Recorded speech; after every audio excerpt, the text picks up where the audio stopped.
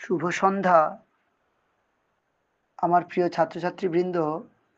শিক্ষাঙ্গন YouTube চ্যানেলে তোমাদের সকলকে ভালোবাসা, শুভেচ্ছা, অভিনন্দন রইল।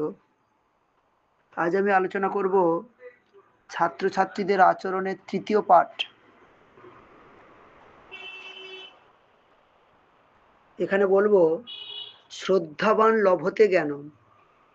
এর অর্থ, যার মধ্যে শ্রদ্ধা, ভক্তি ও বিশ্বাস আছে সেই প্রকৃত জ্ঞান লাভ করে। ছাত্রছাত্রীদের ক্ষেত্রে উপরিউক্ত কথাটি খুবই গুরুত্বপূর্ণ।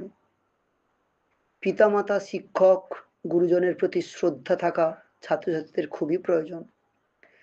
বিদ্যাসাগরের কাছে পিতামাতাই ছিলেন দেবদেবীর সমান। তাদের কথা, উপদেশ বেদ বাক্যের মতো অনুসরণ করতেন। মায়ের আদেশ পালন করতে বিদ্যাসাগর নদী পার হতেও দ্বিধা করেননি। পিতামাতা আমাদের জগতের আলো দেখিয়েছেন। মা আমাদের 10 মাস 10 দিন গর্ভে ধারণ করে অনেক কষ্ট, যন্ত্রণা, তিতিক্ষা সহ্য করে আমাদের জন্ম দিয়েছেন। তাই তো আমরা বলি, জননী জন্মভূমিশ্চ স্বর্গাদপি গরীয়সী। অর্থাৎ জননী জন্মভূমি স্বর্গের চেয়ে বড়। আরো বলি, পিতা স্বর্গ পিতা ধর্ম, পিতা হি পরমং তপ, পিতরি প্রীতিমা পণ্যে প্রিয়ন্তে সর্বদেবতা। পিতা সর্বদেবতার সমান।